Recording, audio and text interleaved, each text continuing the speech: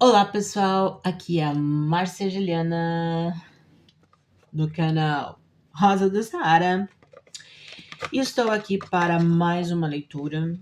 Eu vou fazer a leitura do tarô mitológico. Esse deck aqui é um espetáculo para todos aqueles que curtem psiquismo humano, mitologia, psicologia analítica, psicanálise. Isso aqui é de uma riqueza oracular e psíquica de alto nível. Alice Green e Juliet Sharman Burke foram fantásticas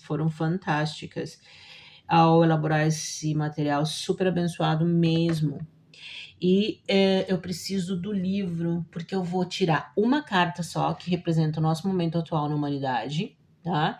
E vou ler o conteúdo que está no livro, porque é espetacular. Assim, ó, a gente consegue atingir um autoconhecimento tão profundo, tão maravilhoso, que só de ler aqui a gente já ganha 50 mil pontos na existência. Só que eu vou ter que achar o livro. Onde é que eu botei? Peraí. Achei o livro maravilhoso. Isso aqui é show de bola. Ele traz, então, a interpretação das 78 lâminas, né? Ai, que trabalho maravilhoso. Que benção isso aqui. E eu acho que eu vou acertar muito ao pegar uma carta e fazer a leitura como a representação desse momento. Porque eu já fiz uma tiragem com o deck da Odisseia, do Oráculo, e foi muito pontual. Super entendi. E é bem isso mesmo. Acho que é uma confirmação, né? Para aqueles que já estão no caminho da espiritualidade vão entender e conseguem perceber, né? Que realmente os oráculos confirmam esses movimentos. E para quem não, acaba adquirindo conhecimento, né? Então eu vou pedir para minha egrégora trazer uma carta que representa o nosso momento, 2026, mundo, transição planetária. O que nós precisamos saber? O que nós estamos passando, né?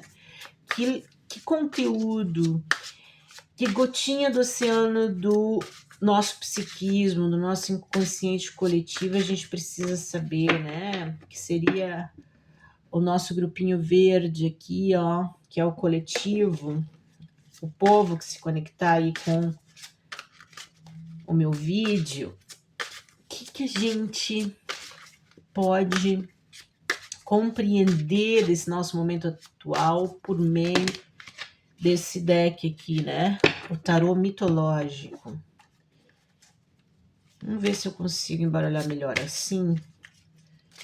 Não. Essas cartas são muito grandes para minha mão. Fica difícil um pouquinho de embaralhar. Bora lá. Oh, que lindo! Saiu, né? Saiu. Fundo do deck. 2 de espadas. Ai, tô louca pra... Ai! Uau! O diabo. El diablo. The evil. The evil. O diabo. El diablo. Que coisa, gente. Momento do diabo agora. Que esse momento nosso de final, né? De final de era. Então, ele é permeado pela energia do diabo, ou seja, o diabo como o adversário, né? Do ser humano. Vamos ver? Então, eu vou fazer a leitura aqui e você vai pensando aí, tá? A carta do diabo retrata um sátiro, uma criatura metade homem e metade bode, dançando a música de uma siringe, flauta de 7 tubos, que ele segura em sua mão esquerda. Com a mão direita, ele segura 2 correntes, cada uma presa a um colar ao redor do pescoço de uma figura humana nua. As figuras, um homem e uma mulher, têm pequenos chifres como aquele do sátiro. Apesar de suas mãos e pernas estarem livres para dançar, eles estão presos às suas correntes de medo e de fascinação pela música. Ao redor aparecem as paredes escuras da caverna. Então aqui já entendi assim, ó. Eu vou dar umas pitadas aqui, não adianta, não consigo, né, pessoal? Então me parece que esse movimento de final de era, de uma matrix orgânica que se finaliza para uma matrix sintética, em que a gente vai passar por um transhumanismo, uma interação maior com máquinas e robôs e tal, inteligência artificial. Isso aqui, neste momento, pode ser perigoso para essas pessoas aqui, ó, que estão muito conectadas e presas ao diabo. Por quê? Porque essas pessoas não utilizaram a existência com a matéria orgânica, que é muito mais, o próprio nome diz, né, mais natural, mais equilibrada, mais harmoniosa, tem menos velocidade, tinha muito menos velocidade, mais tempo, menos estresse para estudar, para pesquisar, e ficaram muito presas ao diabo, ou seja, ao medo, né, que é o medo existencial básico que a gente tem que enfrentar quando a gente entra num processo alquímico, que é o medo de se autoconhecer, de conhecer a verdade que a gente traz, né? E a fascinação pela música. Então, a música seria essa questão do entretenimento, da arte, da cultura, dos conhecimentos mais mundanos e que tem uma validade, uma potência, intensidade, uma significação muito importante quanto matéria, né? Porque o diabo, ele é isso, ele é essa conexão do ser humano com a matéria e aos prazeres, né? E aí a música, ela é perfeita, porque a música ela não é do diabo, de forma alguma. A música ela é maravilhosa, é uma manifestação de Deus maravilhosa, mas quando ela baixa a sua vibração e fica muito materialista, muito focada só nessas questões carnais, né? Ela deixa um pouquinho a desejar e não te eleva, né? Ela não. Aqui, ó, eles dizem. E os autores, né, aqui, as autoras, apesar de suas mãos e pernas estarem livres para dançar, eles estão presos. Não quer dizer que tem uma certa liberdade, há uma falsa ideia de liberdade, ou seja, eu posso sair a hora que eu quero, eu posso fazer o que eu quero, eu posso comer o que eu quero, eu posso fazer com quem eu quero, são as minhas ideias, é o meu eu, é o meu ego e tal, tal, tal. Tô muito na linha da hipnose e da beberagem do vinho, da carne, do homem, da matéria, mas a minha alma, meu espírito ainda está preso ao medo da morte, medo da própria existência, e o medo da existência na sua verdade profunda. É punk, hein? E a fascinação pelo mundo, né? A fascinação pelas coisas do mundo, pela vaidade, pela arrogância, pela ostentação, pelo dinheiro, pela aparência, vaidade. Na mitologia, o bode era associado à depravação e à sujeira, e era considerado um animal lascivo e desprezível, mas o bode também simboliza o bode expiatório, a pessoa sobre a qual os outros projetam o lado inferior de si mesmos, para se sentirem mais limpos e moralistas. Por isso, Pan, o diabo, é o bode expiatório que culpamos por nossos problemas na vida. Legal essa leitura aqui, porque ela traz as duas coisas. Essa representação do diabo, né, como a sujeira, a imundície, a miséria, a escassez, a violência, a pobreza, a lascívia, a luxúria, e também a questão do bode expiatório, né, o bode expiatório, aquele ser, é perigoso isso, hein? Porque é aquele ser humano que, pelo seu estado, né, pelo seu estado, então, de pouca elevação, ele acaba sendo devorado, né? As pessoas projetam muita coisa nele e ele é devorado. Já não basta que ele não está muito seguro, muito luz, né? E ainda as pessoas ficam projetando coisas nele, ele se torna o bode expiatório. E aí vem Pan, né? O Pan com uma representação bem saturnina aqui também, me veio Saturno aqui, né? Como o pai que devora seus filhos, porque a coisa não tá andando muito bem, né? O Pan que tem a ver com o medo, né? Muito forte o medo, mas tem uma perversão. O Pan representa, né? Ou seja, essa energia de vida que deveria ser direcionada para aquele caminho, ela é estagnada, paralisada, e ela é desvirtuada para um outro caminho, e aí vem Pan, né? E aí você se associa a Pan, porque você tá desviado, e Pan, essa existência, Pan, ele vai te ajudar ali naquele momento, mas ele vai suprir, compensar algumas coisas, mas não é o caminho você ficar associado a Pan. A caverna escura e sem porta implica que Pan mora no domínio mais inacessível do inconsciente. Somente uma crise pode transpor a parede para sua câmara secreta.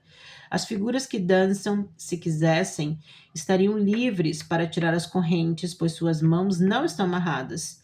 Legal isso, né? Ou seja, Deus dá o livre-arbítrio. As pessoas podem escolher o autoconhecimento, a alquimia e a mudança, a transformação, né? A sujeição ao diabo é um assunto voluntário que a consciência pode libertar. Então, quer dizer que esse autoconhecimento, você se jogar dentro de si mesmo para buscar o teu templo, para você ocupar, né, o trono do teu templo interior e saber as verdades que tem lá dentro de você sobre a tua ancestralidade, sobre as tuas outras vidas, né, quem é você no teu inconsciente, porque, pô, do 100% da tua existência interior, que número a gente poderia dizer? Seria o ideal, né? Viver uma trajetória de vida e conseguir conhecer 20%? 10%? 90%? Não, qual seria a referência medida, né? Então, aqui encontramos o grande deus Pan, que os gregos veneravam como o grande todo. Na mitologia, Pan era filho de Hermes e da ninfa Dríope. Quando nasceu, ele era tão feio, com chifres, barba, cauda e patas de bode, que a sua mãe fugiu apavorada. E Hermes o levou para o Olimpo, para entreter os deuses. Pan assombrava os bosques e os pastos da Arcádia, e personificava o espírito fértil e fálico da natureza selvagem e indomada. Sim, é uma natureza selvagem indomada, e ela deve ser domada, ela deve ser equilibrada, ela deve ser iluminada. É isso. Ocasionalmente, ele podia ser amigável com os homens, vigiando seus rebanhos, gado e colmeias. Também participava das festas das ninfas das montanhas e ajudava os caçadores a encontrarem suas presas. Em certa ocasião, ele perseguiu a casta ninfa Siringe até o rio Ladon, onde ela se transformou em um feixe de caniços para fugir dos indesejáveis abraços peludos, que é o conflito, ó. Pan desejando algo e não consegue, há uma repulsa, né, da ninfa aqui, e há um conflito. Como não podia individualizá-la dos outros, ele cortou vários caniços, dos quais fez uma seringa ou flauta de Pan. Do nome Pan derivamos a palavra pânico, afinal ele se divertia provocando pequenos sustos aos viajantes solitários.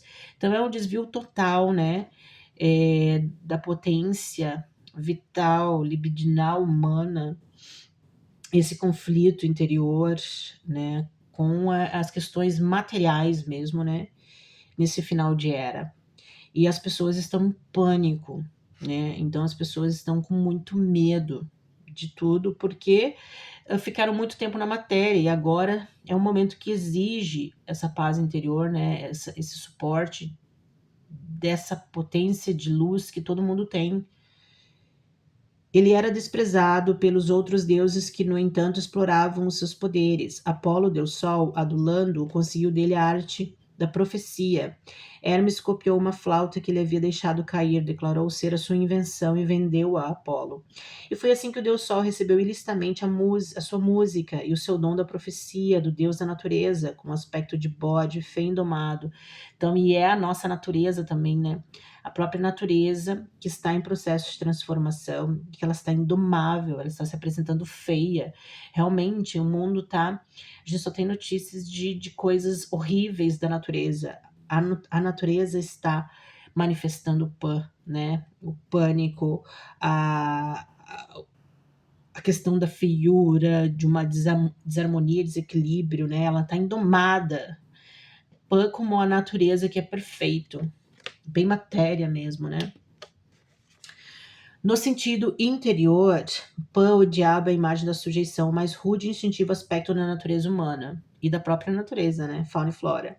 Como Deus era venerado pelo medo, em cavernas e grutas, sua imagem dentro de nós sugere algo que tanto tememos quanto nos fascinam, os rudes e primitivos impulsos sexuais que consideramos maus em razão de sua natureza compulsiva.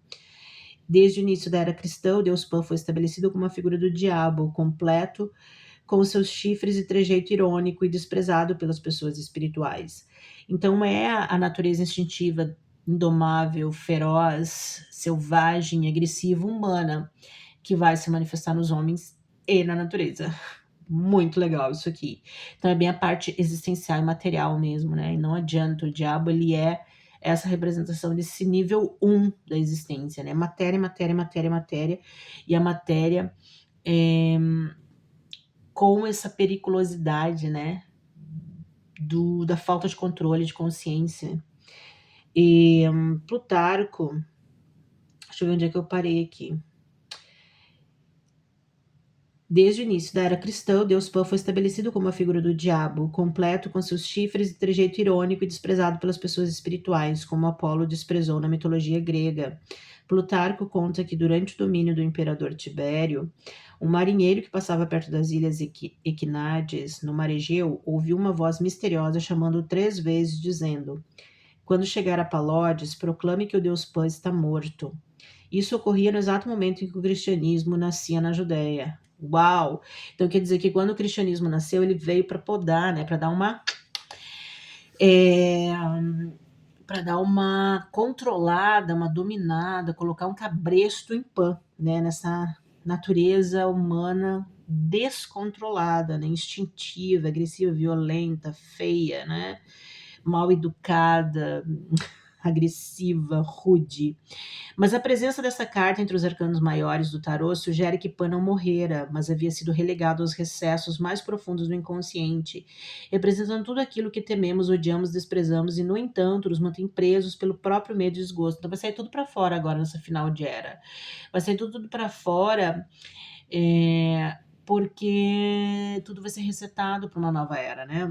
O problema da vergonha do corpo, dos impulsos sexuais, particularmente os que a psicanálise tanto fez para trazer à luz neste século, fantasias de incesto, fascinação pelas funções corporais, excreções, o sentimento de ser sujo, mal, peludo, feio, inferior, são os que Pan, o diabo, personifica. Aqui, esses conteúdos são muito espirituais, na minha opinião, né? E eu entendo que eles são de uma natureza muito profunda, eles devem existir e existem apenas dentro do oculto do psiquismo do inconsciente humano, individual e coletivo, e por isso são espirituais, são metafísicos, né? E não são para ser materializados, na minha opinião. Até o homem ou a mulher mais liberado sexualmente pode sentir essa vergonha secreta a respeito do seu corpo. Podemos sentir alguma nobreza e romantismo no leão furioso na carta da força. Ai, recém eu tirei na leitura isso.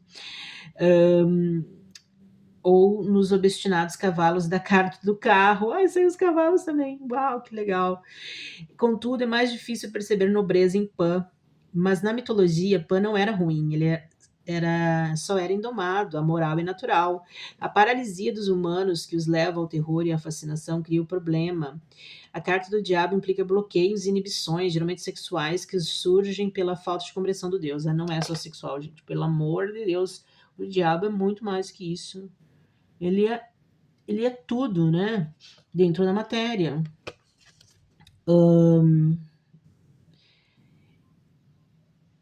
E apesar de feio, ele é o grande todo, a vida nua e crua do próprio corpo amoral é rude, mas assim mesmo um Deus. A energia empregada em manter o diabo em sua caverna, vergonhoso e oculto, é energia perdida para a personalidade, mas que pode ser liberada com um efeito imensamente poderoso se tivermos a coragem de encarar Pan. Por conseguinte, o louco deve aprender a enfrentar com humildade seus próprios aspectos. O louco é a carta 1, né, do tarô. Então é ele que dá início à jornada do herói e da heroína, né? Então, quando a gente está na fase 15 aqui, que é o diabo, é o momento de enfrentar todas essas toda essa parte da nossa natureza mais animal, né? Então, dentro da jornada do herói, é um momento muito importante. Equilibrar isso, né? Entender isso e saber usar isso da melhor maneira possível, né? E controlar o que é possível de ser controlado. Então, para poder esconder esse segredo vergonhoso, ele deve pretender ser superior e assim projeta sua parte animal em outras pessoas, levando ao preconceito, à inveja e até à perseguição de indivíduos de raças que para ele são maus. No sentido divinatório, a carta de Pan, o diabo, implica a necessidade de um confronto com tudo que na personalidade seja sombrio, vergonhoso e inferior. O louco deve libertar-se adquirindo conhecimento e, por meio da aceitação honesta e humilde de Pan, deve liberar o poder criativo que está acorrentado ao seu próprio pânico e autodesprezo. Sim, por isso que Pan é uma figura importante, porque ele, quando você está muito associado a Pan, você está associado a uma energia ok, tranquila, ele vai compensar, ele vai projetar nele, ele vai projetar em ti, vai haver uma simbiose entre você e Pan. Mas ele não satisfaz a alma, porque a alma precisa de sabedoria e de transcendência. Então, uma coisa é você ficar conectado a tua vida inteira com a matéria e o diabo e a Pan.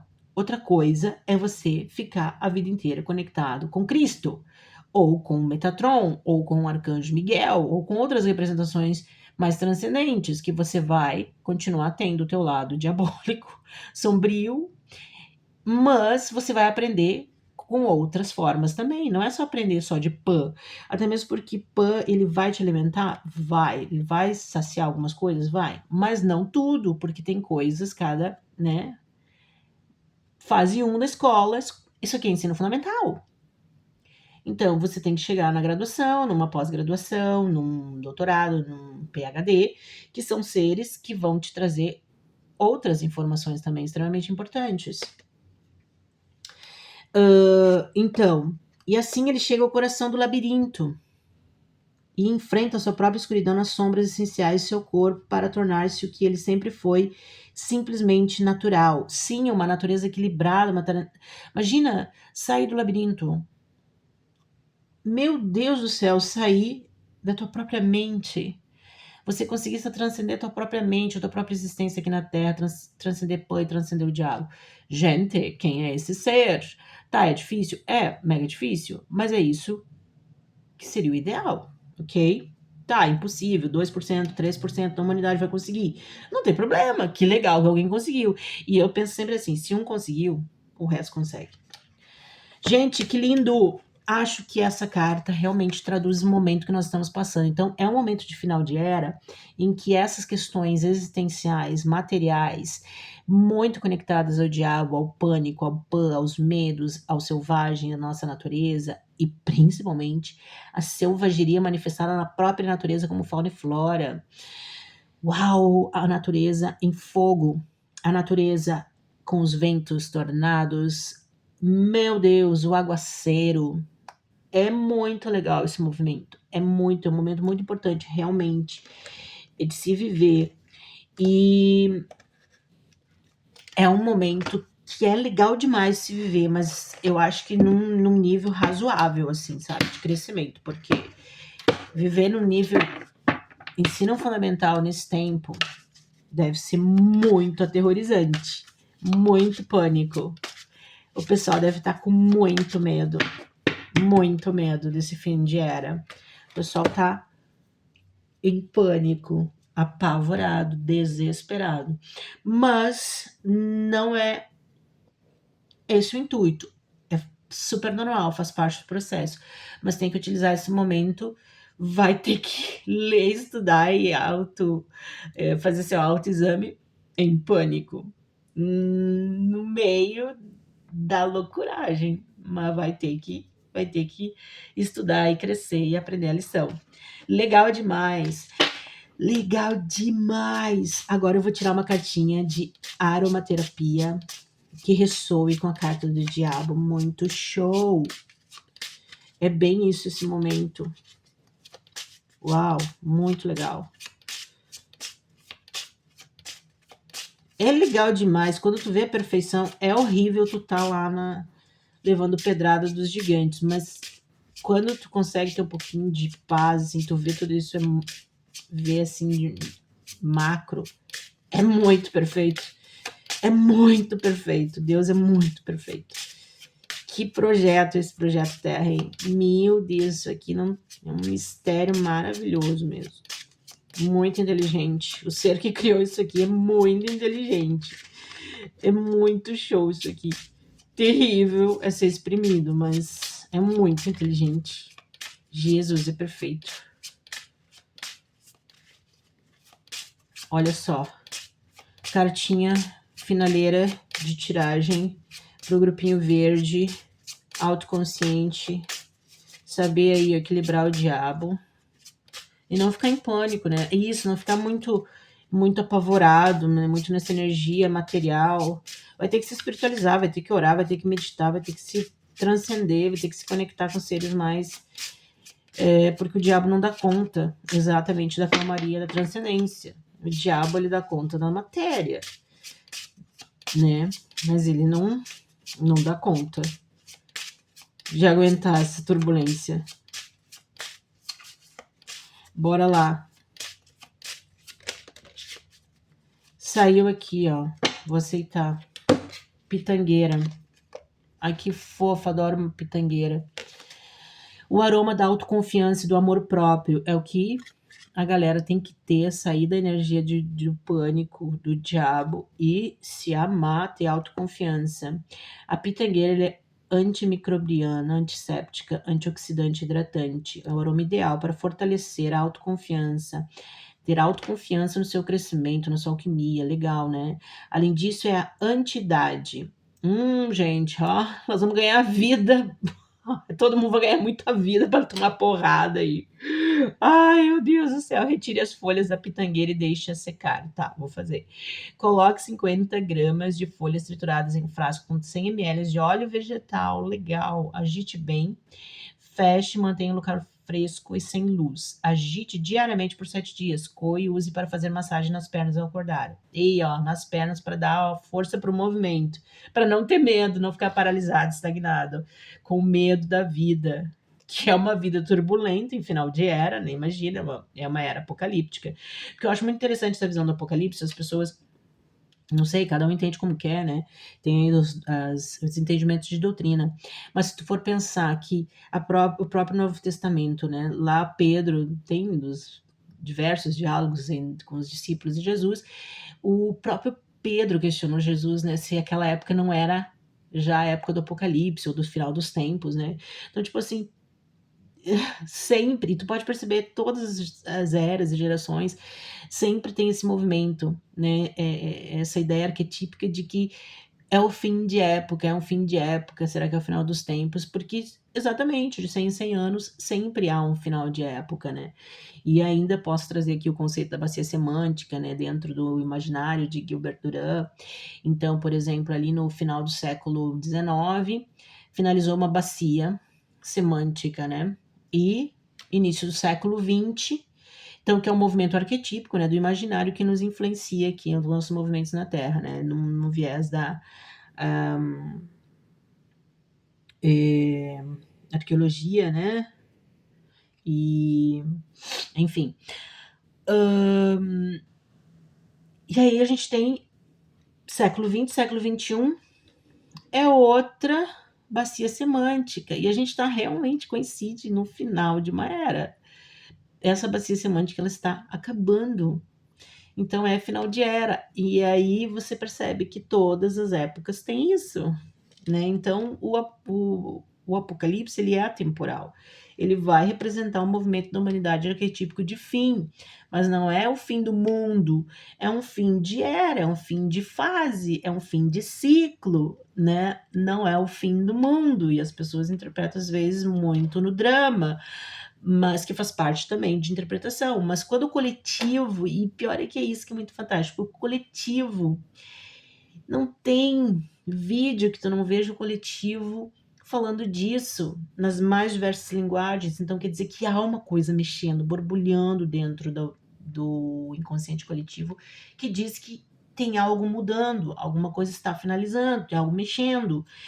E isso precisa ser ouvido e considerado nas mais diferentes linguagens, eu acho, desde o extremismo, da intensidade, do drama, do medo dos cristãos, que entendem literalmente o Apocalipse, a essas vertentes espiritualistas e psíquicas da psicologia, que entendem mais moderadamente, ou até mesmo o meu próprio entendimento de que o Apocalipse representa todos os fins de era que a humanidade passou, atemporalmente sempre vai existir isso, né?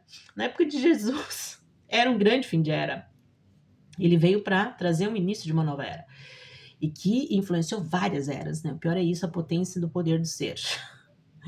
E agora, de novo, Deus nos proteja. E com muita pitanga. Ah, eu vou pegar folha. A pitanga não tá na época, eu acho ainda, né? Mas dá pra gente pegar as folhas e fazer muita coisa.